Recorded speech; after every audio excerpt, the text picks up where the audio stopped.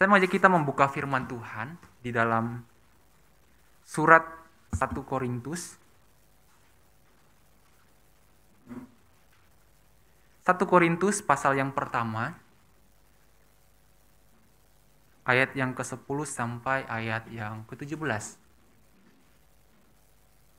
Korintus pasal yang pertama, ayat yang ke-10 sampai ayat yang ke-17. Saya rindu mengajak kita untuk membacanya secara silih berganti. Saya akan membacakan ayat yang ke-10, Bapak Ibu Saudara membacakan ayat yang ke-11 sampai kita silih berganti sampai kepada ayat yang ke-17. Saya akan membacakan yang pertama di ayat yang ke-10, demikianlah firman Tuhan.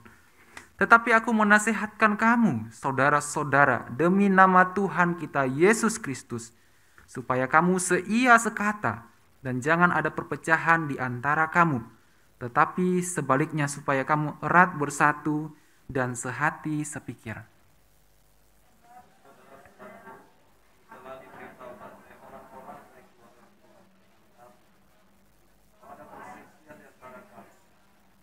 Yang aku maksudkan ialah bahwa kamu masing-masing berkata, aku dari golongan Paulus, atau aku dari golongan Apolos, atau aku dari golongan Kefas, atau aku dari golongan Kristus.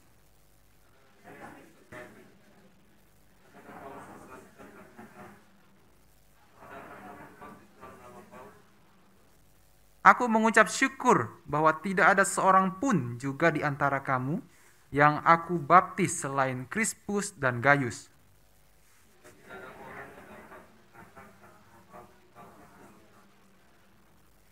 Juga keluarga Stefanus, aku yang membaptisnya. Kecuali mereka, aku tidak tahu, entahkah ada lagi orang yang aku baptis.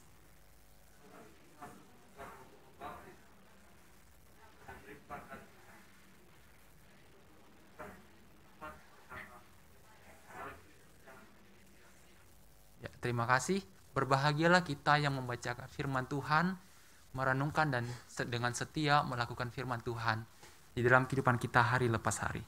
Bapak Ibu Saudara yang kasih di dalam Tuhan, pada sore hari ini kita akan belajar dari tema yang membahas tentang seia sekata atau tentang kesatuan di dalam tubuh Kristus.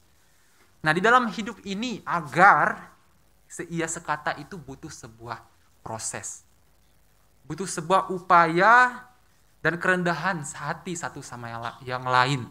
Kalau berbicara tentang seia sekata, tentu berbicara tentang relasi antara satu dua orang, bahkan satu kelompok orang seperti itu, untuk mencapai satu tujuan yang sama.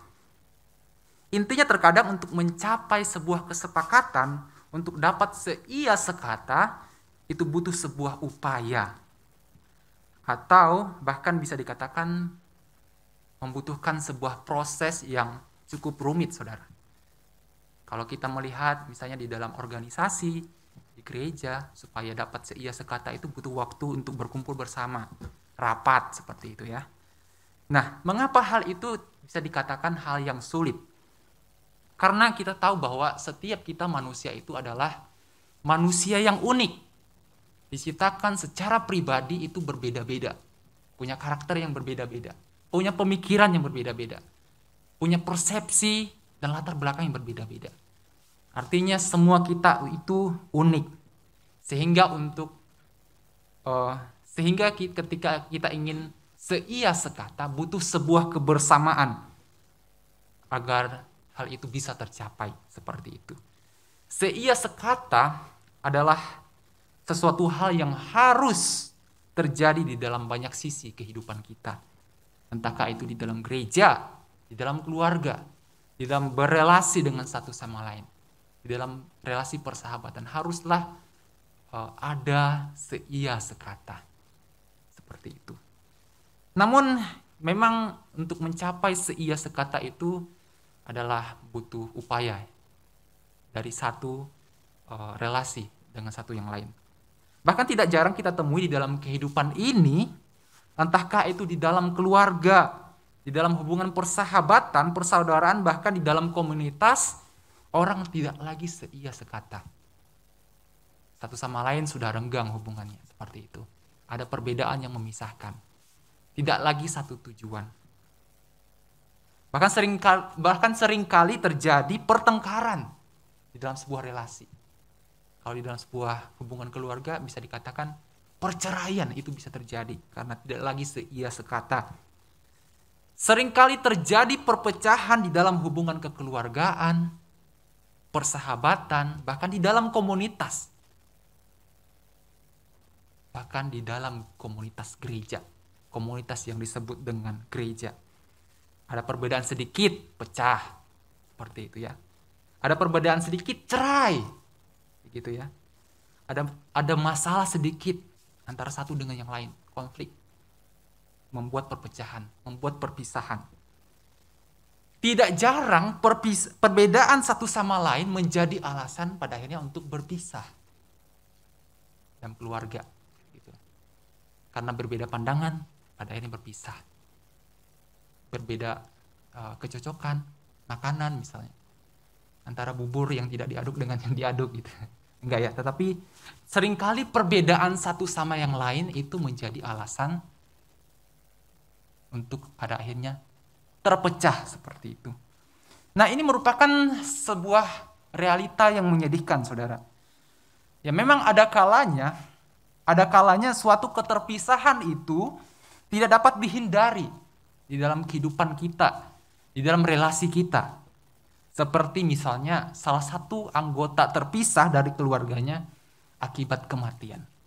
Misalnya, itu keterpisahan yang memang menyedihkan juga, tetapi tidak bisa dihindari. Seperti itu.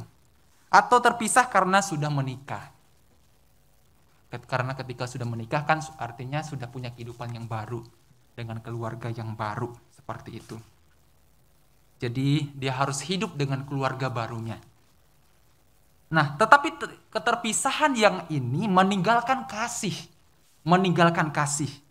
Satu sama lain masih saling mengasihi, masih punya relasi yang baik, dan bahkan merindukan untuk berrelasi satu sama lain dalam kasih. Keterpisahan karena situasi, tetapi masih ada relasi kasih di dalamnya.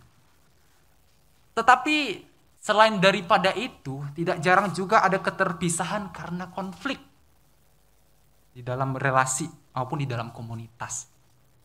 Tidak jarang lagi seia sekata, bahkan tidak ada lagi keseia sekataan di dalam berelasi tersebut.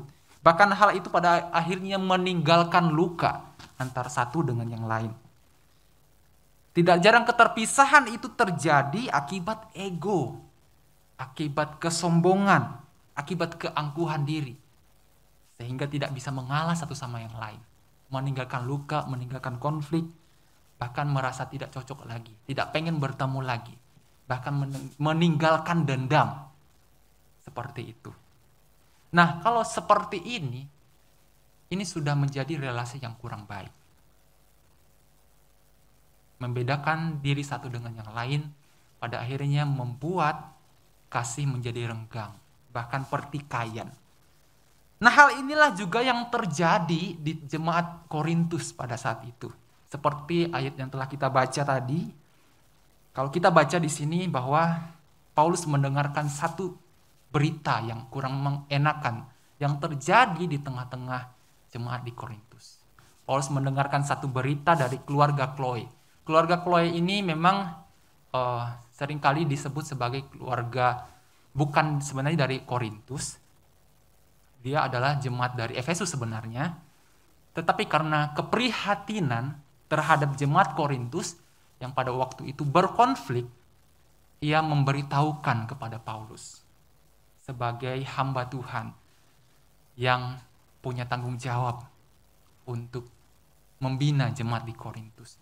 Akhirnya pada bagian ini Paulus menegur mereka gitu, atas apa yang terjadi. Yang terjadi pada saat itu adalah jemaat di Korintus mengelompokkan diri antara diri mereka satu kelompok dengan kelompok yang lain. Seperti itu. Mereka menganggap bahwa kelompok mereka adalah kelompok yang sudah paling terbaik, yang paling benar dibandingkan kelompok yang lain. Sehingga satu sama lain punya keterpisahan. Saling berkelompok satu sama lain. saling membandingkan diri satu dengan yang lain. Bahkan mereka berbantah-bantahan mengenai pelayanan mereka.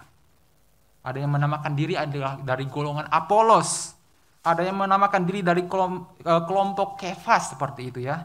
Bahkan ada yang menamakan diri sebagai kelompok Paulus dan kelompok Kristus. Ya memang sebenarnya yang mereka pakai sebagai identitas kelompok ini adalah pemimpin-pemimpin yang pelayanan pada waktu itu, yang dipakai Tuhan dengan luar biasa. Kalau kita melihat pribadi dari Apolos Apolos ini adalah orang yang fasih bicara. Kata-katanya sangat didengarkan. Ia punya retorika Yunani yang baik seperti itu. Sehingga apa yang ia sampaikan kepada jemaat tentu didengarkan. Apa yang ia sampaikan kepada jemaat membuat jemaat terkagum kepada dia. Itu adalah sosok Apolos yang mereka junjung tinggi. Sehingga ada yang menamakan diri mereka dari kelompok Apolos. Terus kemudian ada yang mengatakan diri mereka dari kelompok Kefas atau Petrus. Nah, Petrus ini adalah orang yang punya wibawa. Dan secara usia dia adalah orang yang dituakan seperti, dihormati. Bahkan Paulus ini dikenal sebagai rasul orang-orang bersunat. Tentu ada pride tersendiri bagi orang Yahudi kalau pemimpin mereka adalah orang asli Yahudi. Seperti itu. Sehingga ada yang dari antara mereka menggolongkan diri. Saya adalah anggota kelompok dari Kefas, seperti itu.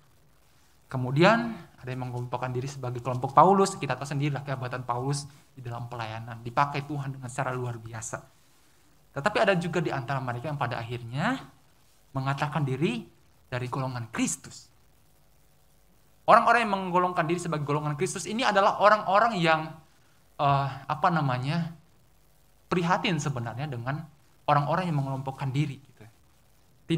Sebenarnya tidak memasukkan diri ke dalam kelompok-kelompok yang lain, pada akhirnya menyertakan diri mereka, saya kelompok Kristus aja gitu. Karena apa yang disampaikan oleh orang-orang tersebut juga adalah terkait dengan Kristus.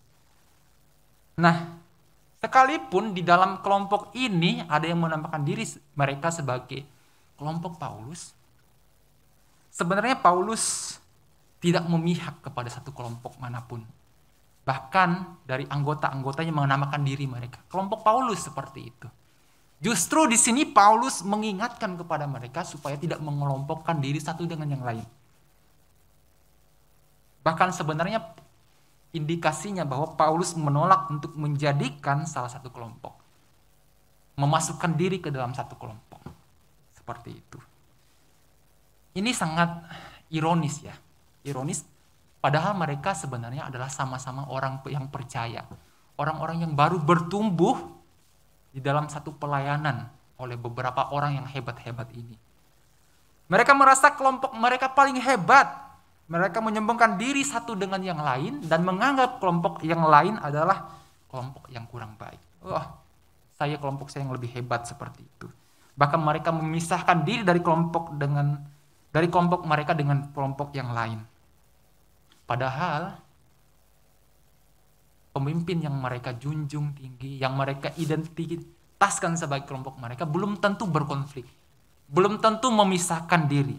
Antara Paulus, Kefas, dan Apolos belum tentu mereka memisahkan diri satu dengan yang lain. Seperti itu. Dan mereka sebenarnya adalah orang-orang yang sama dipakai oleh Tuhan untuk mewartakan Injil Kristus kepada setiap jemaat di Korintus. Nah, oleh karena pemisahan satu dengan yang lain membuat kasih di antara mereka pada akhirnya renggang satu dengan yang lain. Membuat kasih di antara mereka renggang satu dengan yang lain, sehingga membuat mereka tidak menghargai lagi kelompok yang lain. Sehingga mereka juga tidak menghargai pemimpin yang ada di kelompok yang lain. Seperti itu. Nah, inilah yang sebenarnya membuat Paulus resah ya. Karena Paulus melihat ini sudah tidak benar seperti itu.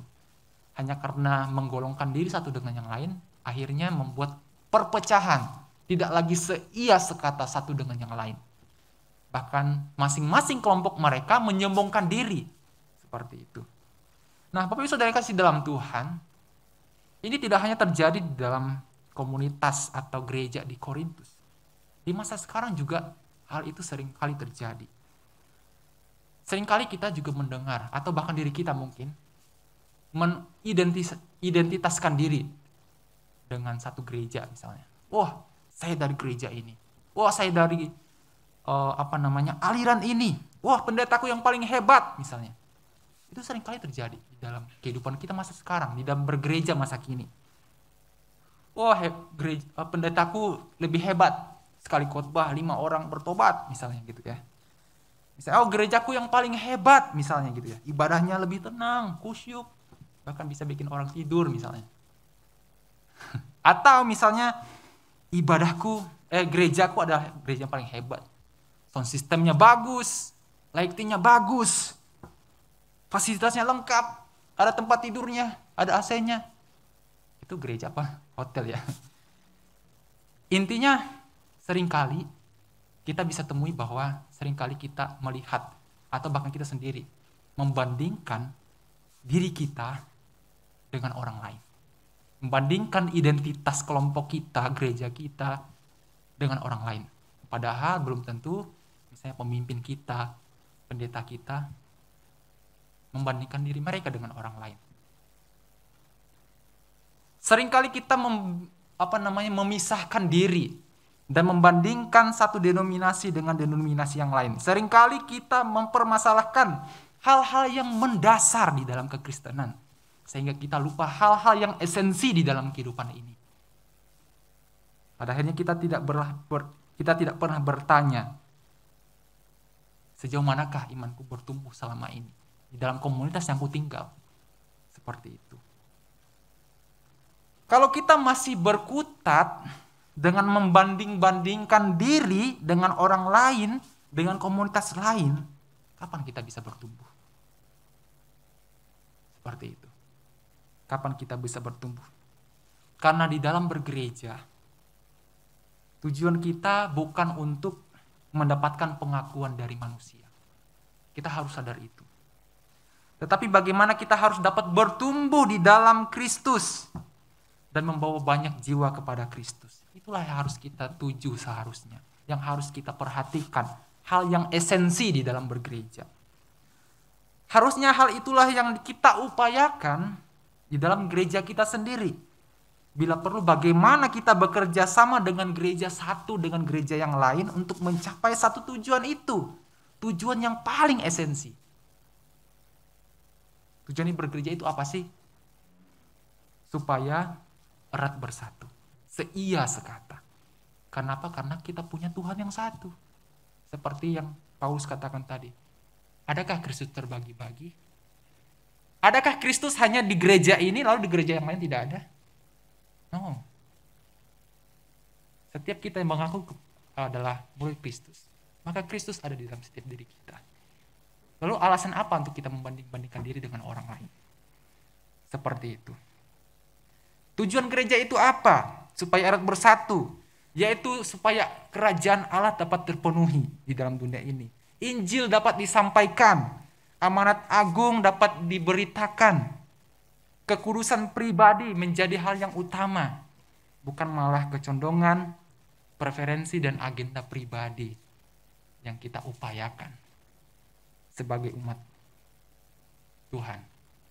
Seia sekata, satu tujuan, sepemikiran, itu yang harusnya kita upayakan di dalam bergereja, di dalam berkomunitas. Memang di dalam bergereja kita perlu waspada terhadap ajaran-ajaran yang tidak sesuai dengan firman Tuhan. Itu memang perlu. Kita perlu waspada terhadap ajaran yang mewartakan Kristus tetapi tidak sesuai dengan Kristus yang ada di Alkitab. Kita memang perlu waspada hal itu. Tetapi jangan sampai kita hanya berkutat di situ saja sehingga kita lupa tentang pertumbuhan iman kita, tentang tugas utama kita sebagai orang Kristen itu apa. Seperti itu. Kita sering membedakan satu dengan yang lain tadi, antara hamba Tuhan satu dengan hamba Tuhan yang lain. Nah, oleh karena itu, ketika hal itu terjadi di tengah-tengah gereja di Korintus, Akhirnya Paulus menegur jemaat di Korintus. Paulus menasehati mereka, kalau kita baca di ayat yang ke-10. Paulus menasehatkan agar mereka sehati sepikir. Paulus mengatakan, tetapi aku menasehatkan kamu saudara-saudara demi nama Tuhan kita Yesus Kristus, supaya seia sekata. Jangan ada perpecahan. Erat bersatu, sehati sepikir. Itulah yang Paulus nasihatkan kepada jemaat di Korintus. Nah, kata seia sekata di dalam bagian ini setara atau sama halnya dengan jangan ada perpecahan. Setara dengan erat bersatu. Setara dengan sehati sepikir. Intinya adalah Paulus ingin jemaat di Korintus itu bersatu. Bukan malah mempecahkan diri satu dengan yang lain. Satu kelompok dengan kelompok yang lain. Seperti itu. Memang perbedaan itu akan selalu ada di dalam kehidupan kita. Di setiap lini kehidupan kita selalu ada perbedaan. Tetapi perbedaan itu tidak identik dengan perpecahan. Ketika berbeda bukan berarti harus terpisah. Seperti itu. Tetapi bagaimana kita mengupayakan perbedaan itu dapat bersatu untuk saling memperlengkapi. Itu yang disebut dengan seia sekata. Sekalipun di dalam kondisi yang berbeda. Nah, karena di dalam perbedaan tentu ada sisi yang dapat menyatukan. Di dalam hal ini Paulus mengatakan Kristus adalah alasan mengapa jemaat di Korintus harus bersatu. Memang antara Apolos, antara Kefas dan rasul-rasul lainnya memang berbeda. Punya karunia masing-masing, punya kelebihan masing-masing satu antara dengan yang lainnya. Tetapi mereka juga adalah satu rekan yang sama-sama dipakai oleh Tuhan untuk pekerjaan Tuhan. Dan belum tentu di antara mereka sendiri memisahkan dan membandingkan diri mereka satu dengan yang lain. Bahkan justru di antara mereka punya tujuan yang sama, yaitu menyampaikan Injil kepada jemaat Tuhan. Berbeda tetapi seia sekata. Punya kelebihan masing-masing tetapi seia sekata. Punya satu tujuan. Nah, hal inilah yang diinginkan oleh Paulus kepada jemaat di Korintus. Dan tidak terkecuali kita sebagai orang yang percaya kepada Kristus. Paulus menginginkan kita agar kita seia sekata. Memiliki kesatuan. Sehati sepikir. Bahkan itu dikatakan sebagai panggilan kita sebagai orang Kristen. Di dalam bergereja, bahkan di dalam kehidupan sehari-hari. Seperti di dalam kehidupan rumah tangga. Misalnya di dalam rumah tangga. Berbeda satu dengan yang lain. Pasangan itu ada hal yang wajar kan? Antara suami dan istri pasti ada perbedaan satu dengan yang lain. Seperti itu. Tetapi kita harus berpikir bagaimana aku bisa melengkapi apa yang menjadi kekurangan pasanganku. Misalnya seperti itu. Itu di dalam berkeluarga. Kita harus sadar bahwa panggilan menikah itu adalah persatuan dan menjadi satu. Jangan sedikit-sedikit ada perbedaan, cerai. Seperti itu. Berbeda sedikit dan merasa tidak cocok, cerai. Seperti itu. Kalau kita menyadari misalnya panggilan kita berelasi, bahkan di dalam hubungan pernikahan, kita dipanggil untuk menjadi satu. Seperti itu. Seorang Kristen seharusnya mengupayakan kesatuan, bukan mencari alasan untuk sebuah perpisahan. Seorang Kristen harusnya mengupayakan kesatuan, bukan mencari alasan untuk sebuah perpisahan. Artinya yang kita tuju itu adalah sebuah kesatuan. Bukan kita melulu mempermasalahkan hal yang berbeda antara satu dengan yang lain. Begitu juga di komunitas di dalam gereja. Jangan hanya karena berbeda pendapat, lalu kita melarikan diri dari komunitas. Jangan karena ada kekurangan di dalam komunitas, kita kemudian pergi dan menjauh dari gereja itu. Itu namanya kita belum sehati sepikir. Itu namanya kita belum seia sekata. Dan itu namanya kita belum merasa memiliki komunitas itu. Kalau seorang sudah memiliki, Kalau seseorang sudah merasa memiliki satu komunitas, ketika ada kekurangan di dalam komunitas, ia tidak memilih untuk pergi, tetapi ia bergerak untuk memperbaiki. Karena ia merasa memiliki, ini gerejaku, ini komunitasku. Bagaimana ya aku mengupayakan yang terbaik, mengupayakan perubahan di dalam sebuah komunitas di mana aku tinggal. Harusnya seperti itu. Itulah yang namanya kesatuan. Itulah yang Tuhan inginkan di dalam kehidupan kita. Di dalam setiap lini kehidupan kita. Entah itu berkeluarga maupun di dalam komunitas bergereja. Nah, Bapak Ibu Saudara kasih dalam Tuhan, kesatuan, seia sekata, dan kesehatian bukanlah hanya sebuah perintah yang Paulus sampaikan saja kepada jemaat-jemaat di Korintus. Bukan hanya karena keinginan Paulus supaya jemaat-jemaat bersatu.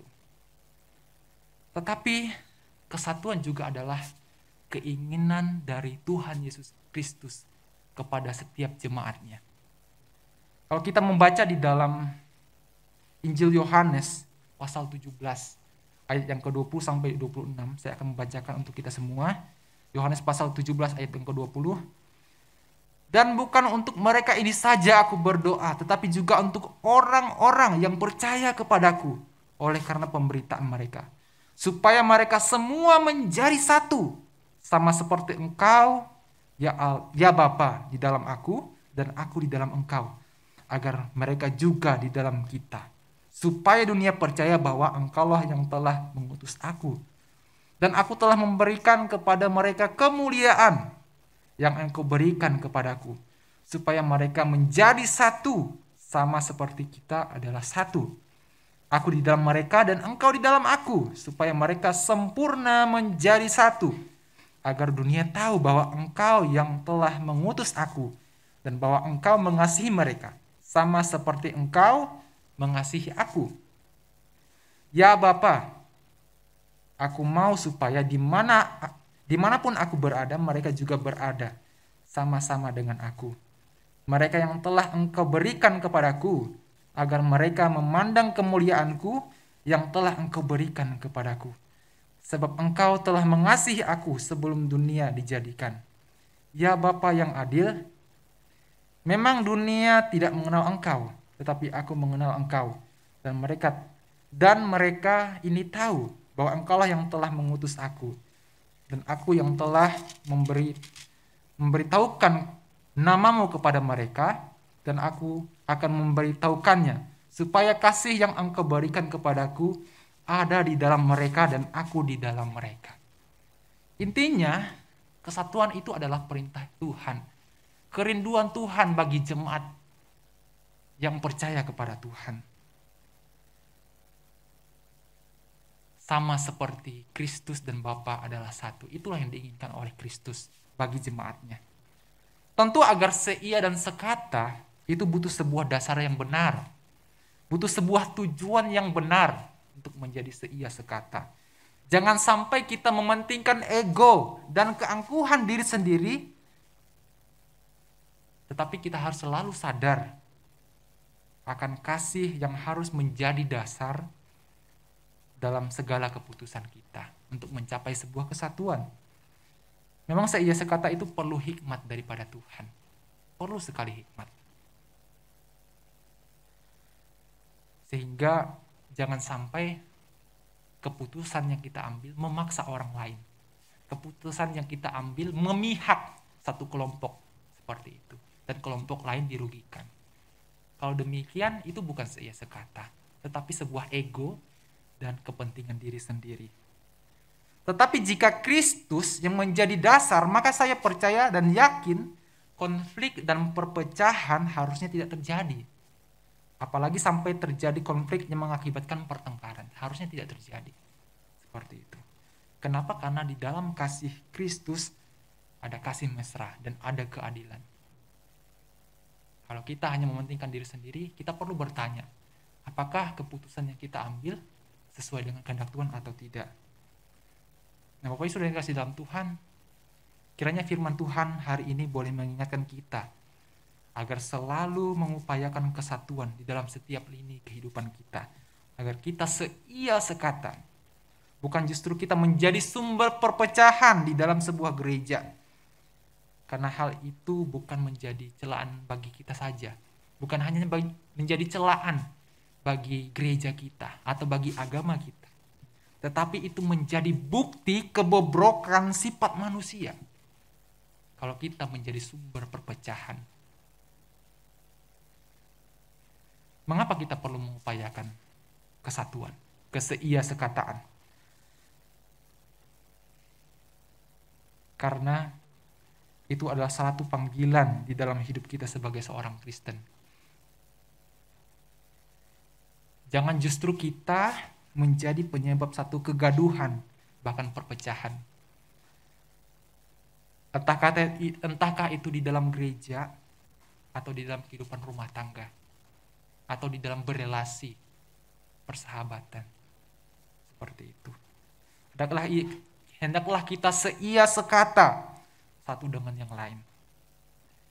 Dengan pasangan kita, dengan rekan pelayanan kita, dengan rekan kerja kita di tempat kerja.